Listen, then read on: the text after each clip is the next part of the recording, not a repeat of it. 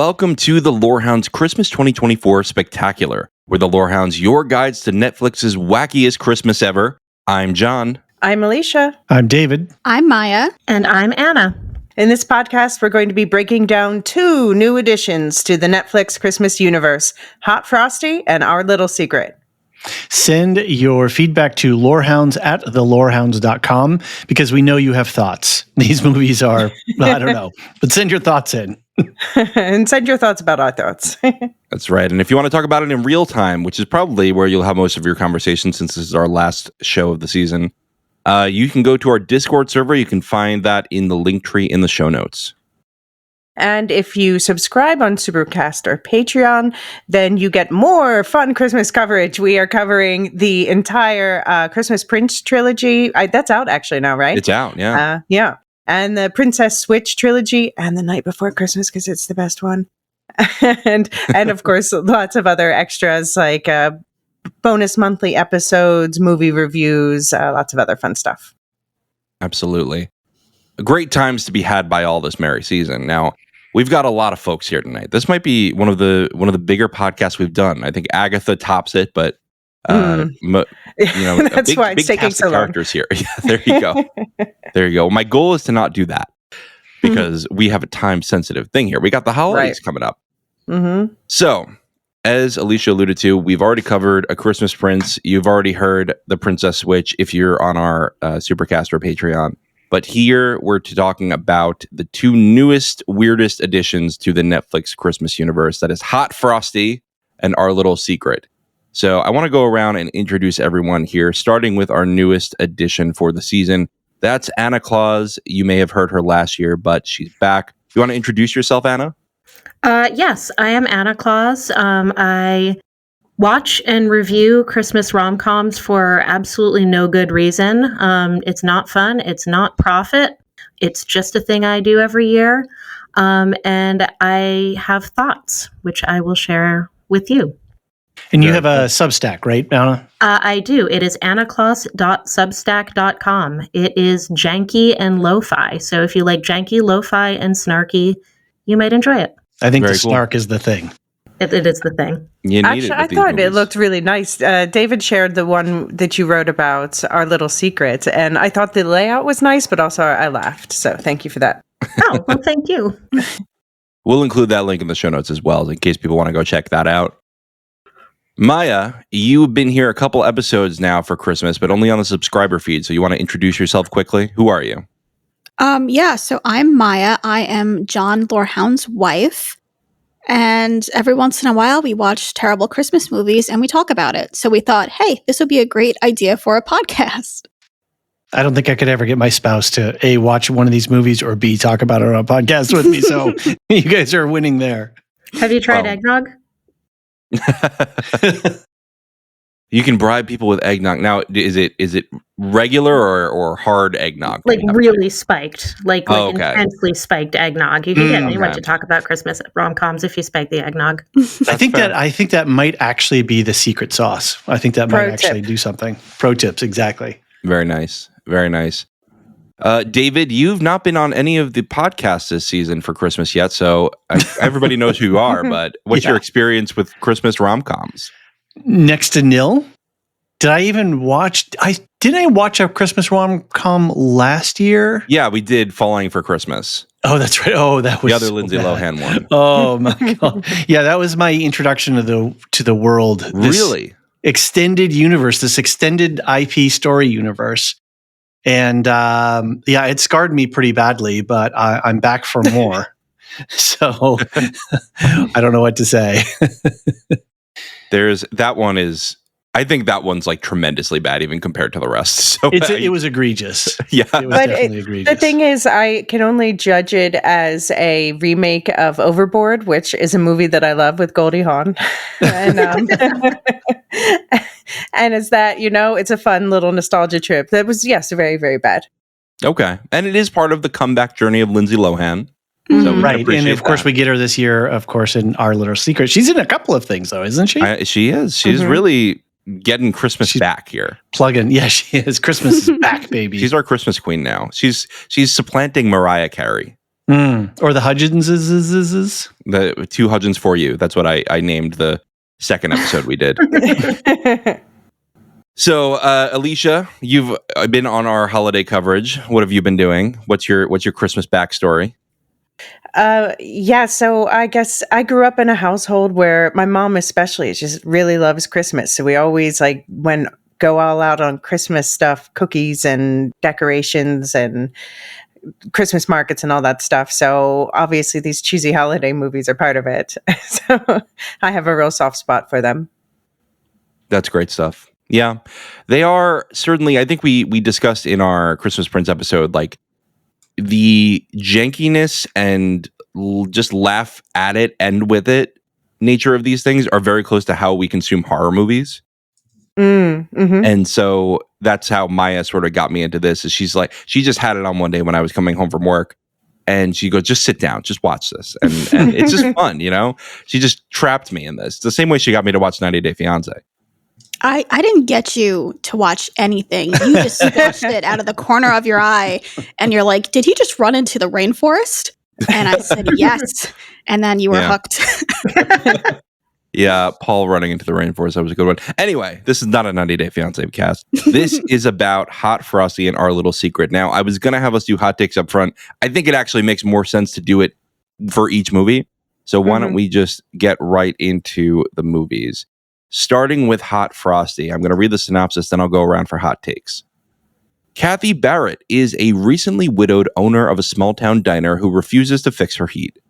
When the elderly owners of the town's clothing boutique give her a scarf, she gifts it to a disturbingly detailed snowman in the town square.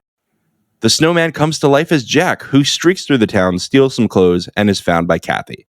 Kathy spends the rest of the movie trying to keep Jack out of trouble until Sheriff Nathaniel Hunter arrests Jack and locks him up, causing him to melt. Kathy kisses the unconscious Jack, and he arises, now a real boy. The couple heads to Hawaii. It's truly absurd. I'll go in reverse order this time. Elysia, what'd you think? Well, first of all, I want to say that the disturbingly detailed thing. Have you guys ever seen sand sculpture competitions? Yeah. Yeah, it's a big thing. Like when I in like Delaware and Jersey and stuff, when I go to the beach, and that's what it reminded me of. His, as you put it, disturbingly detailed sculpt.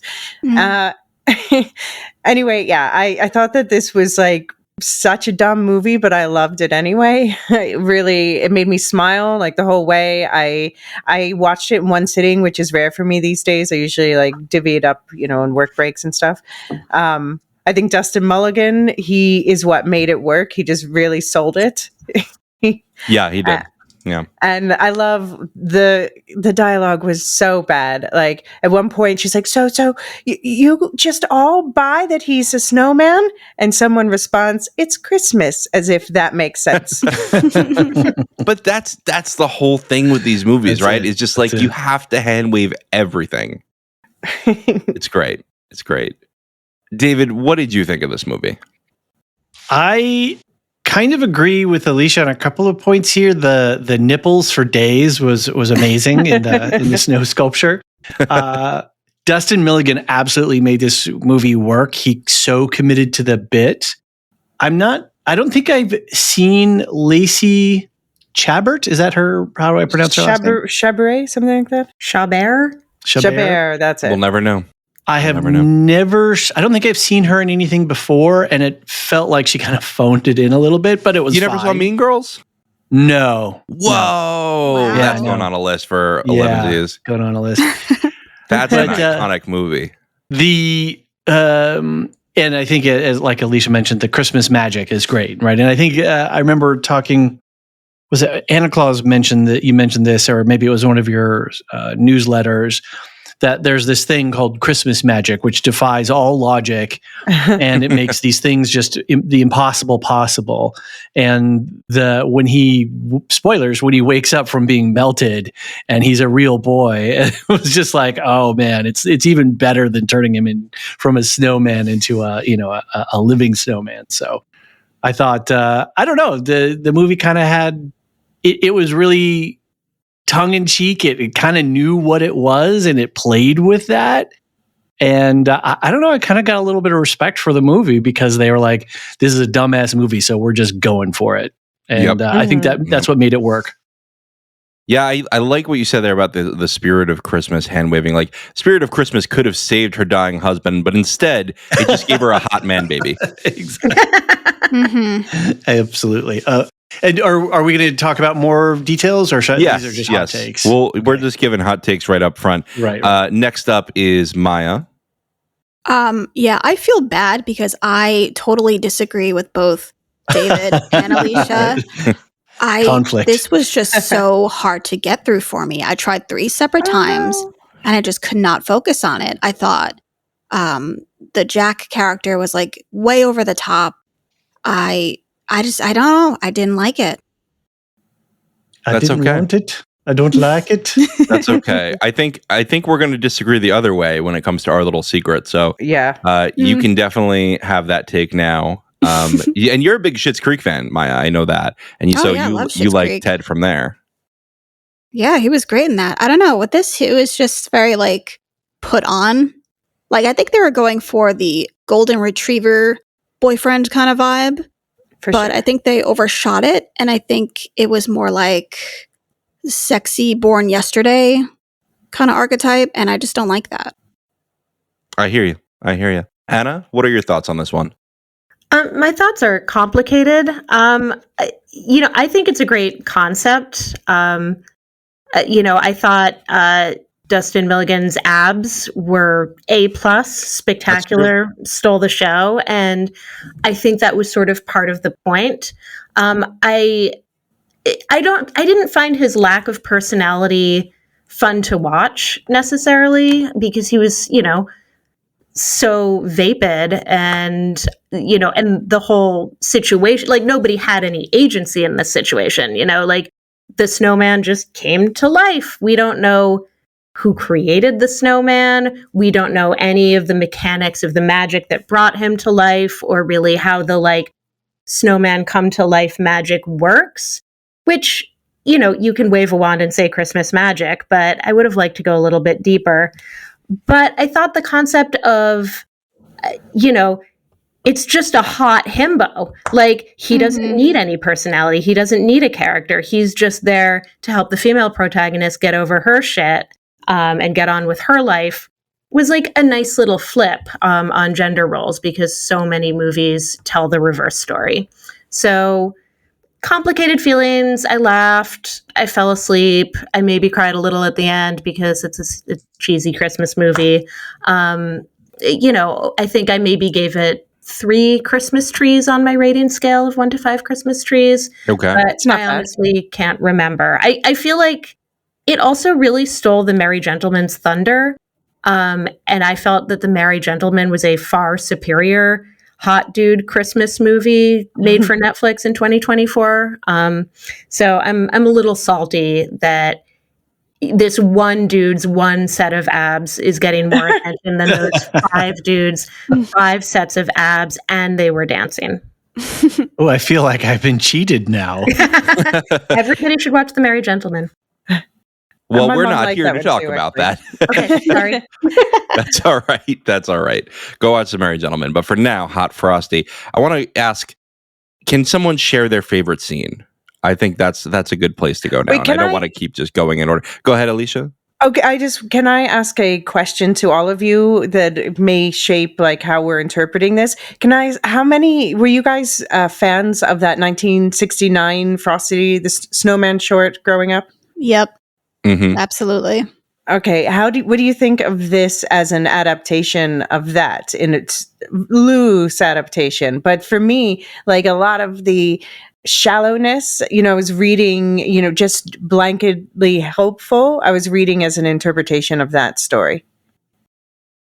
I just think it was like such a far cry from the cartoon. I don't really see much similarities, especially because with the cartoon, it was a magic hat, but with this, it's a magic scarf. And it just kind of seemed like it was more of a play on words rather than like an homage to the original Frosty the Snowman. Okay. Yeah, for me, I saw like winks and nods here and there. So that helped me get more enjoyment out of it, perhaps. But okay. I see the reference to the Frosty the Snowman story, and I was actually listening to the song right before we started recording this. And I just feel like a story about a snowman who comes to life for a few hours and entertains children is so sweet and wholesome. And a story about a snowman who comes to life and eventually marries an adult woman is creepy and disturbing. That's fair. Yeah. I hear what you're saying there. David, did you have a thought on the classic Frosty? No, and I was just trying to remember. I mean, I know I've seen the cartoon multiple times, but I just don't have a memory of it to actually pick out any parallels between. I mean, it's embedded culturally, so like that made sense. And it's interesting listening to some of the takes and analysis because to me the whole it was just a ridiculous movie, and so I just went with the ridiculousness of it. And and I just I was like, okay, this is what they made. This is the movie that they made. I don't know how else to take it except on face value. David, if I could go back to our our classic phrase, you need a Costco bucket of cereal here. Yeah, exactly. And so much cereal and blue milk to get through this. Yeah, absolutely. But in my defense for being a defender of this movie, I had a VHS tape growing up where we had like 5 Christmas specials on it. So those were the Christmas specials I watched every single year, and this was one of them. Nice. Get out the VCR. Yeah. Yep. I actually watched a lot of the animated or the who were the stop guys? Motion? Yeah, the stop motion ones. Yeah, those two. Yeah, like Rudolph. Yep. Yeah, and Santa Claus is coming to town. That's the real good one. And the one with the Island of Misfit Toys. Yeah, was that the Rudolph one? That's a nice Rudolph. I think that's a sequel to the Rudolph one. Yeah, right. It is. Yeah, I don't remember now. Well, yeah. I mean, there's plenty of references in all of this to other Christmas stuff. There's also references to the internal Netflix Christmas universe. There was a line that made me laugh. What am I, the Queen of Aldovia? Mm-hmm. Oh, yeah, that's right. Mm-hmm. That is the kingdom in A Christmas Prince. Did I even catch that? I think I caught that. I think you said something about it, David. Yeah, on the Discord. I was like, oh, I did a Leo pointing meme. I was like, I know that reference. And then we had a nice Mean Girls reference where Lindsay Lohan's Falling for Christmas is on screen on her TV, and Kathy goes, that looks like someone I went to high school with, because they were both, part of the Plastics and Mean Girls. And that's a thing that Netflix does in all their Christmas movies.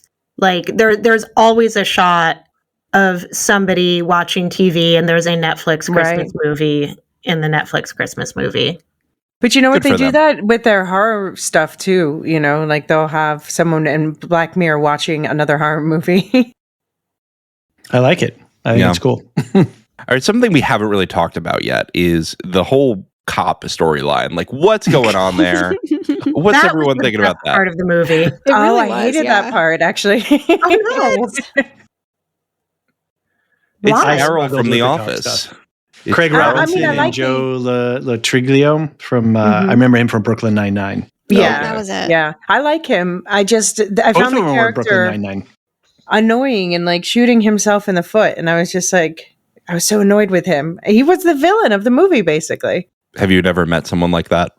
Of course I have. That's what I'm saying. Like, I was like, yeah, he's annoying, but it's not unbelievable. Yeah. It's certainly more believable. He takes it too far, though. But of course, that's the whole thing is, ridiculous. So I went with it. Yeah. Did anyone catch that TikTok somebody made where they zoom in on the extra right behind Kathy when she's in the diner trying to rally people to get Jack out of jail?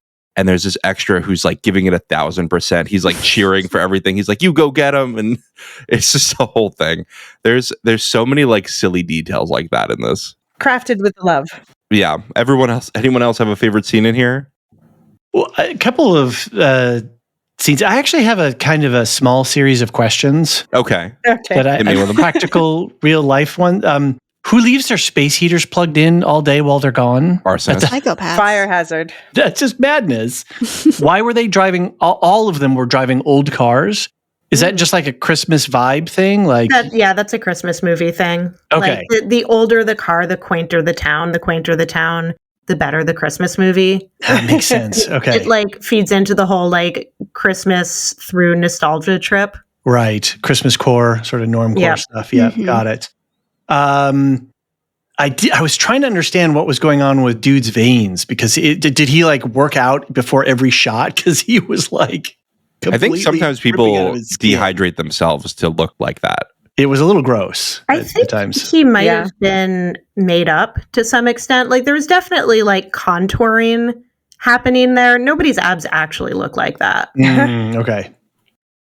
The car stuck scene was pretty hilarious. That was my favorite scene. Okay. I thought, it's like, all right, well, let's take this as far as we can, push it. And so that was funny. But then I was really struck by the It's a Wonderful Life sort of ending where they all have to like pool their money to like save the day, guys. It's the Christmas spirit, which I guess invokes the magic, right? Which is what turns him into a real boy. So no, it's kissing unconscious people is what saves people. As Disney taught you Unconsensually nothing. kissing them. Yes, exactly. Don't do that, kids. Don't do it. My question is like, what was the job description for the job that he ended up taking at the middle school? Because like it seems like his job is helping them decorate for a dance, which is not like usually something that's like in the budget for a public middle school's like full-time position. He probably charged it to her credit card. But also, why was he allowed in a school without any kind of background check? Like, that was a little nerve-wracking. Yeah, exactly. And like, what background is there to check on this guy? Exactly. All right, He just should not have give us been your there. social. And why were all the middle schoolers like 18? Well, casting. Yeah, exactly. They didn't want to pay child Work rates. contracts. Yeah, exactly. Yep.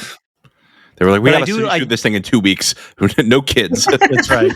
I did like the fact, though, that his job at the middle school created that folksy, endearing quality that makes him a good catch. He's good with kids. He cares about the community, right? He wants to be a kind and generous person. And so I think that by putting him in the middle school, that certainly beefed up his bona fides, if I can phrase it that way. Yeah, just in I time for him was to go getting- into Kathy's ear and go, what's cancer? I was getting into all the little backstories, like the son of the annoying sheriff guy, and his, being after right. into that girl, and like the nervous asking her and the holding hands, and Right. And it was the whole thing was the inspiration, like, look, if I can do it, you can do it too. And they were together. Yeah. It was all very Christmassy. yeah. But it's nice, just like random background characters had their own little stories playing out as well. Or the couple that ran the clothing store. Right. They had like a mini arc as well. They had a fun time. And they, of course, I don't know. Have you met many people who are elderly and have been watching a lot of certain kinds of news, and they find the person that broke into their place and they're like, "Oh, don't sweat it. You're fine." I don't know. I didn't buy it. I think there was going to be some calling the cops right there. Well, didn't Well, they he know replaced the glass. Yeah. I don't think they cared. In real life, they wouldn't care. They'd be like, "Okay, we'll go to the sheriff." Well, no, she gave Kathy the scarf, and then I think she knew that, it resurrected this snowman person who basically just vandalized their whole shop. So she was like, all right, eye for an eye. I forgot that she went to the school of magic knitting. Yeah, do you think she was aware of the scarf's full potential when she gave it to Kathy? Was her husband a my snowman? theory- wait, oh yeah, that's true. I wonder. Huh. My theory with it is that the old woman is actually the old crone in A Night for Christmas, and also the witch in A Christmas Prince who like curses the baby. I think it's all connected. I like this theory that she just goes around randomly at Christmas times and like alters the trajectory of people's lives. She's a menace. Yeah, I like it. Well, she must be related to there's like a dude in a lot of that's right. Hallmark Christmas movies. That's right. Who's like low-key Santa.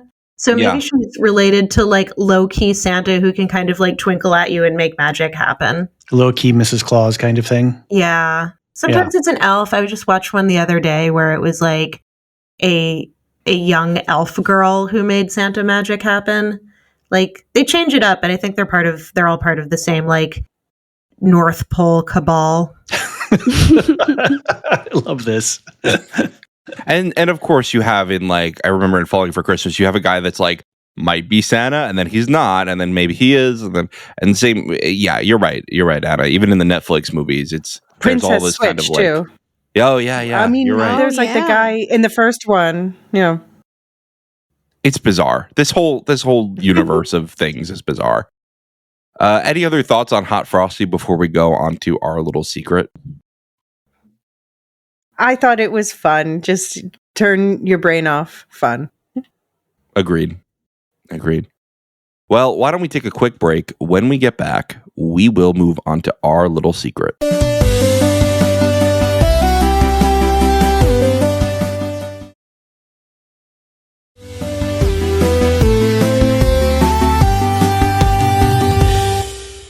And we're back. Here to talk about Our Little Secret, another Netflix 2024 Christmas movie. Avery and Logan have a rough breakup on the eve of her move to a job in London. 10 years later, they're both dating other people and have moved on with their lives. That is, until they both go to stay with their respective partners' families for the holidays, only to discover that their partners are siblings. Their prospective mother-in-law, Erica, terrorizes Avery while being swooned by Logan. The couple gets caught in a web of lies as they try to conceal their past and end up blowing up every secret in the family. In the end, Avery buys her childhood home, Logan succeeds in business, and the couple ends up together. All right, let's go hot takes. Anna, would you like to go first this time? I sure would. Thank you so much for asking.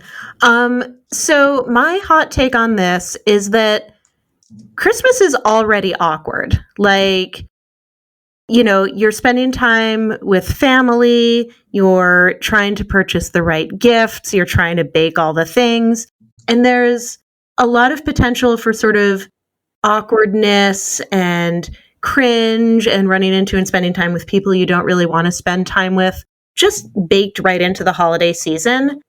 We watch Christmas movies to escape that. We watch Christmas movies to go to a world where chiseled snowmen are real and magic happens and some dude may or may not be Santa Claus and everybody's family is beautiful and there's a wreath in every shot. And Our Little Secret just takes all of the cringe that you watch Christmas movies to escape from and puts it in front of your eyeballs and makes you watch it. So I spent a lot of the movie cringing and biting my nails and wanting it to be funny and watching it like almost get there and almost get fun. And then it got really cringy again. And it was a big disappointment for me. Wow. That's how I really feel. Wow. How do you guys really feel? I got to be honest, I couldn't disagree more. What? I love a good cringe humor. This is the divide John is David notoriously cringe lover.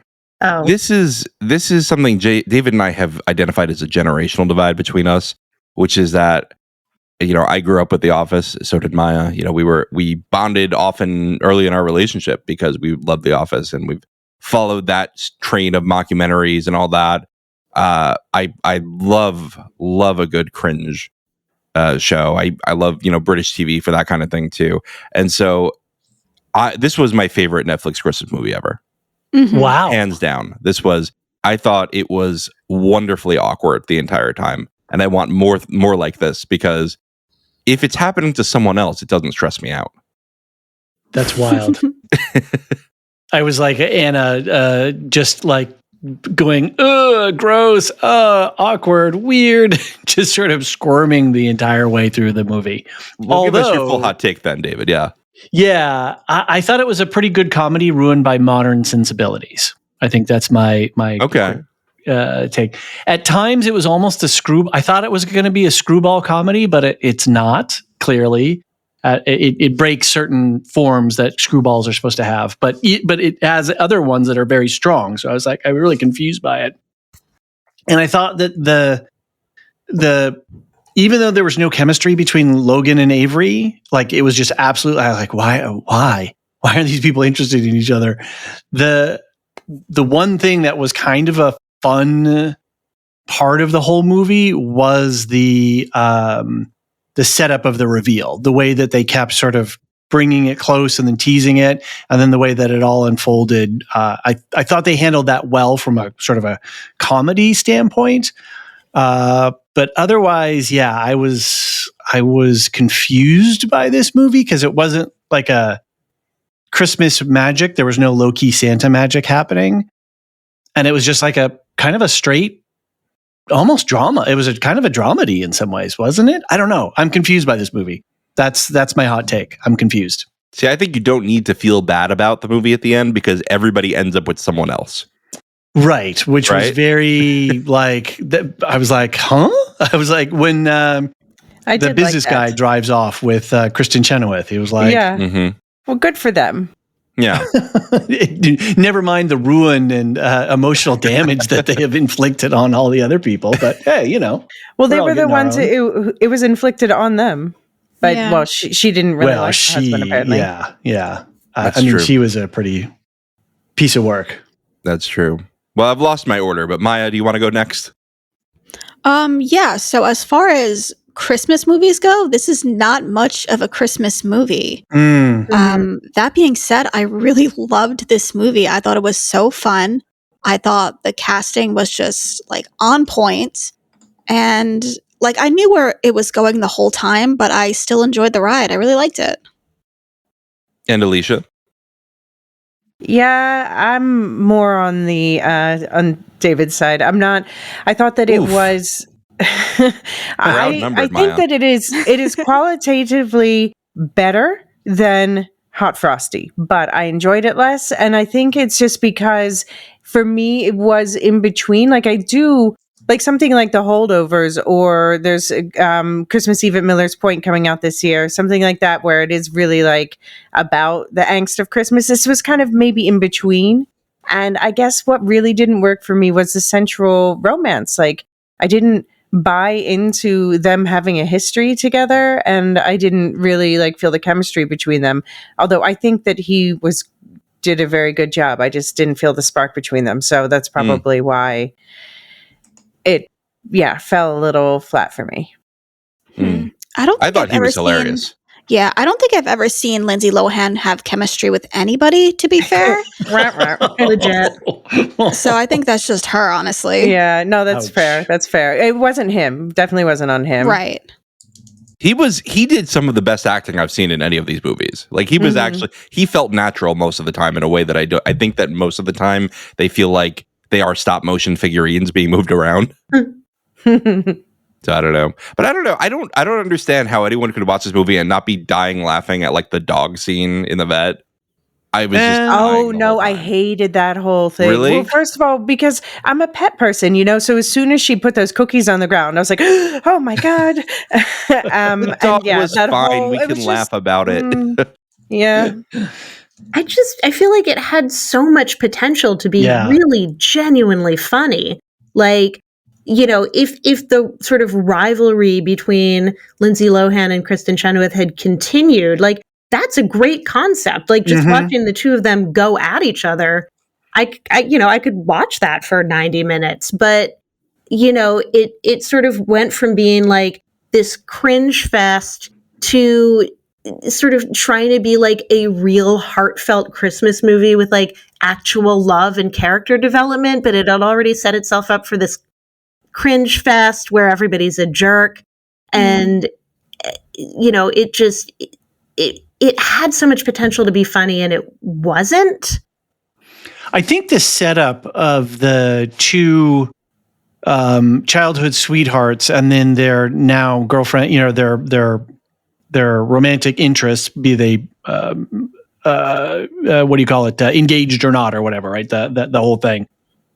I thought that was like a fun setup, and then having Kristen Chenoweth's character also provided for a lot of potential comedy. It's her comeback year, isn't it? You know, Is it? She's Okay. Wicked in this. I mean, she's all around. All So yeah.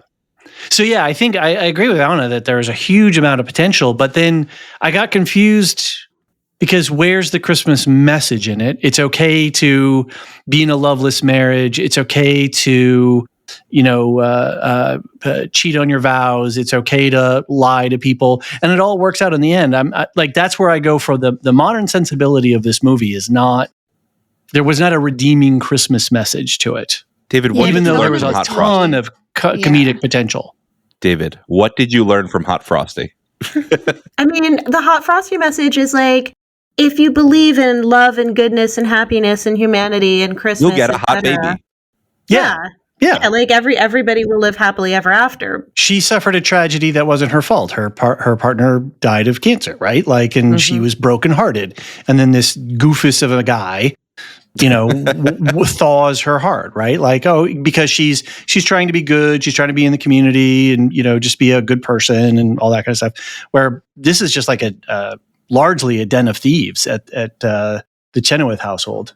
I mean, I also I love an everyone is an asshole movie. I can get into that, but here it's like we're supposed to have sympathy for these people who are not good to each other or themselves and are not particularly interesting. And, she gets a free pass for leaving her significant other and getting back together with her ex because he's clearly a dirtbag from the moment you look at his face. You're like, oh, this character is a dirtbag. And, and then he stays out all night and lies about it. So you're like, okay, she gets the free pass. We don't have to have any sympathy for him.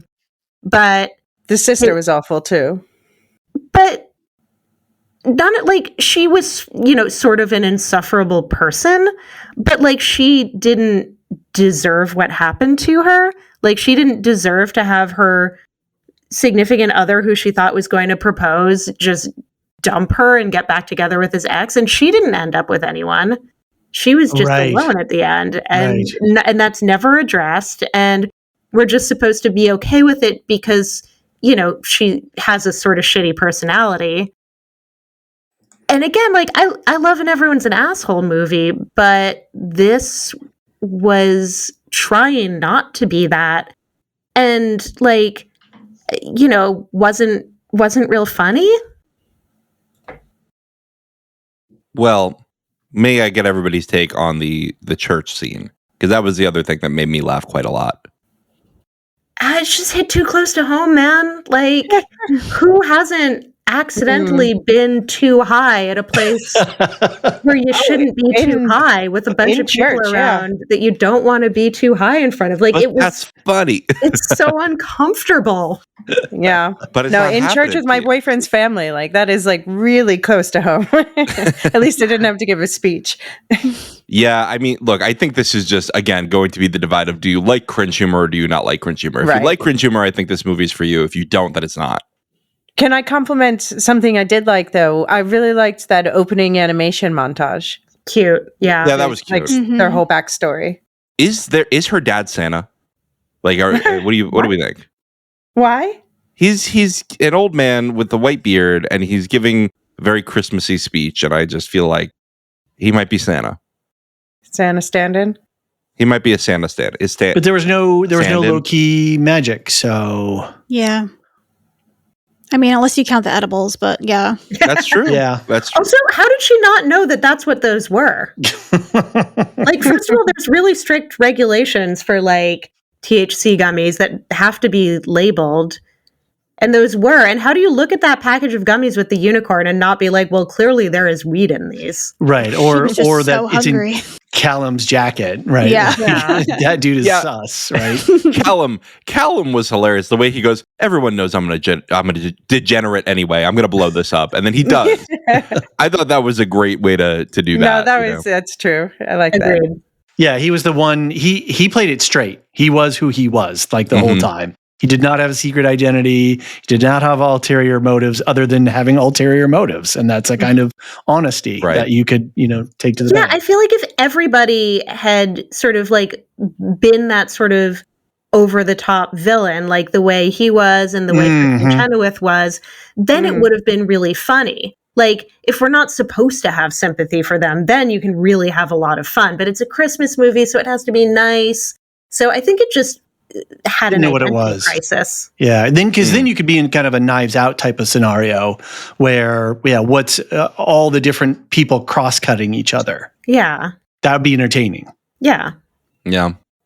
We did have another Mean Girls poll here. We had Tim Meadows, who was the principal in Mean Girls. He was, what was his name in this? I'm trying to figure it out. Stan, he was the guy who Logan was trying to pitch the investment to. Anyway, it's fun to get another Mean Girls poll in a Lindsay Lohan movie. Mm-hmm. They had a few different like SNL comedy actors in this, actually. Yeah, they had Chris Parnell. He played the veterinarian, and he did a lot of SNL. He did 30 Rock. He was the doctor in 30 Rock, the like incompetent doctor. So it was really funny to see him kind of reprising that role. Hey, I wish this pretty movie good had dentist. I would have taken so much more of him in this movie. Like his little cameo was so lovely and refreshing. And then he was gone. I thought that he was going to end up with Kristen at the end of it. The veterinarian doctor? Yeah. Oh, that would have been funny. That would have been good. Yeah. That would have been a nice little twist that you wouldn't have seen coming necessarily. Yeah, that would have been good. Yeah. Who else has favorite moments or thoughts about this movie? Again, it's funny. Maya goes to me beforehand. We're all tired because our kids are sick right now, and I was like, "Don't worry, I think this will be a quick one." She goes, "Oh no, it won't." I was like, There's no substance to these. We don't have to go on and on about these. We don't have to dissect it so much." But anyone else have some thoughts on this? Watch Hot Frosty. No. I have a final question I want to ask everyone when we're done talking about this movie. Okay. Oh, wait. I have one question about this movie. Did he ever apologize for saying all that crazy shit about her dead mom? No. What the heck? No. Yeah, that was real bad. That was insane to me. Like, what was the basis of I guess just their friendship? I mean, I don't know. They never really sold it to me that they were star-crossed lovers or, meant to be together. Sort of. It just never clicked for me that was it. No, or that they're comfortable. They seem together. like buddies. Yeah. And how many relationships go on out of comfort, right? Like that's just that is a thing that people do. Well, that's a lovely Christmas message. So, Elysia, ask us your bonus question.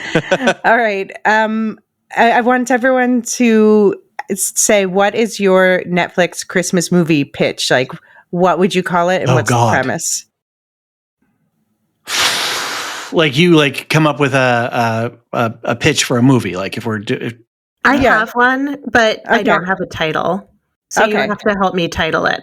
So it's Hot Frosty, but a reverse storyline. So the female protagonist really, really wants a boyfriend so badly that she builds one out of snow, and then he comes to life, and she spends the whole movie pursuing this hot snowman, only to realize that it's not healthy to date a snowman, and the love of her life is actually the nice guy next door who's been there all along.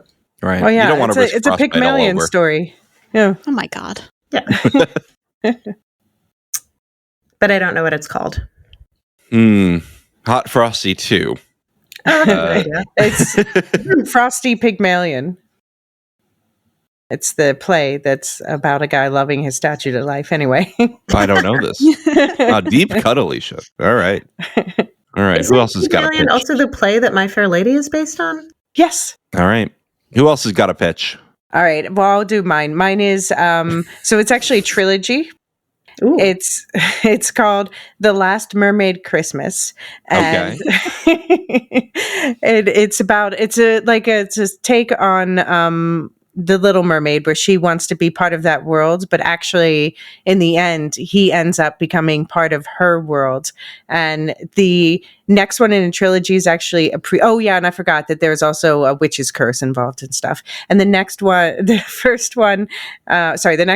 a prequel that's called The First Mermaid Christmas, and it's about how this curse originated and everything.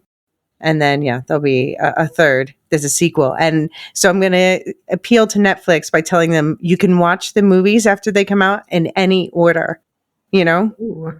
Okay. like Kaleidoscope, but actually good. There are not enough mermaid Christmas movies out there. Right? I think this has legs. But All right. That's fun.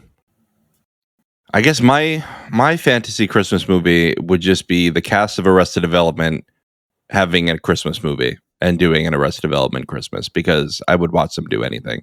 That or a real adaptation of Hogfather that was a high budget, nice, high quality movie. I want it. David, do you have a fantasy? I think it would just be more in genre. I'm not good on the spot of creating a movie like that, so I didn't really think about it. But having watched this movie, it reminded me of how good the screwball comedy genre is. How would you define that? I want to get my head around that. Screwball comedy is like a very specific thing. It was like a post-Depression era rom-com, a romantic comedy subgenre of it, where a lot of times there's different social classes involved, where a lot of times one character dominates the relationship with the other, typically the female character dominating the male character. And so it's kind of a battle of the sexes thing. And obviously, when you had a more traditional gender roles in the earlier movies, that was a woman dominating a man more often. And then there's just a lot of really fast-paced repartee dialogue, battle of the sexes, maybe a little bit of slapstick, comedy type of stuff.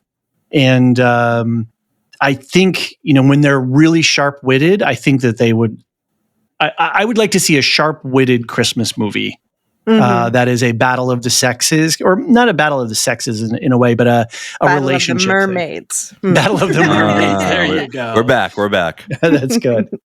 So, yeah, I think something in that, like a really sharp dialogue thing that really plays with it, as opposed to that can really be a little bit more timeless, because like this is very.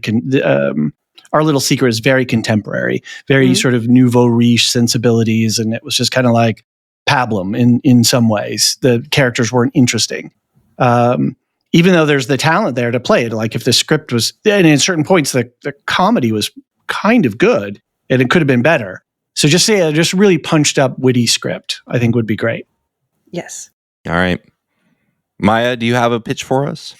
Yes, and it's a very loose pitch, so I'm sorry if it doesn't make too much sense, but I think it would be great if there was a man and a woman who have like two separate stories, and it's kind of like a fourth wall kind of situation where they're like going through their lives and they're experiencing like all the cheesy Christmas tropes and all like the loose magic system, and they're like, what the heck, this doesn't make any sense, and they're kind of like straight manning through the whole thing.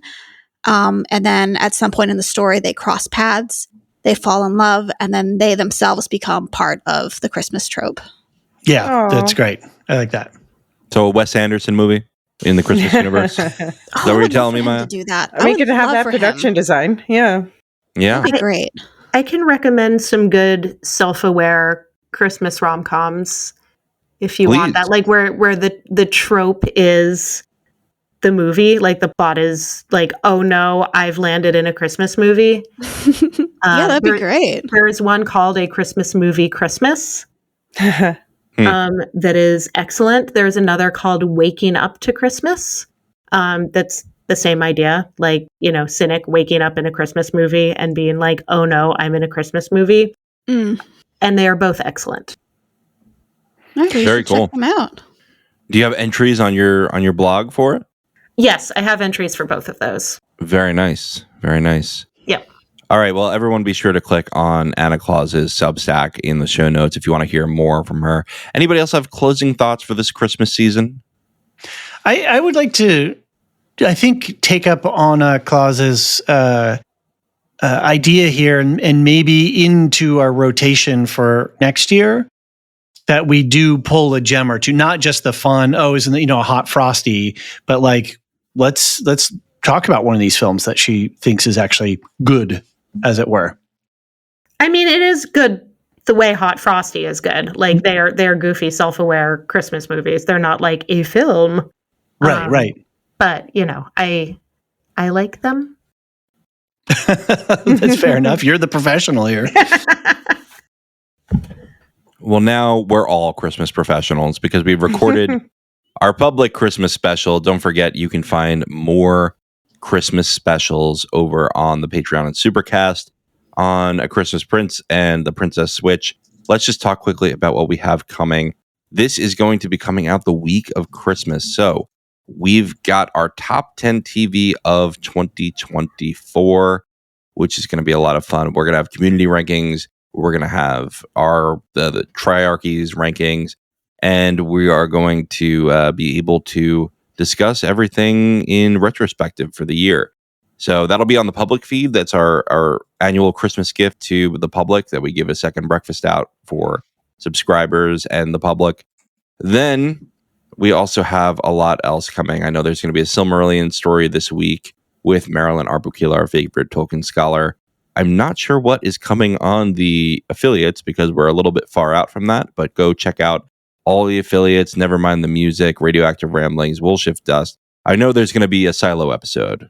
Yes, there'll be Silo, but I also, it being Christmas, need to shout out that Luke and I are doing a full series on A Christmas Carol.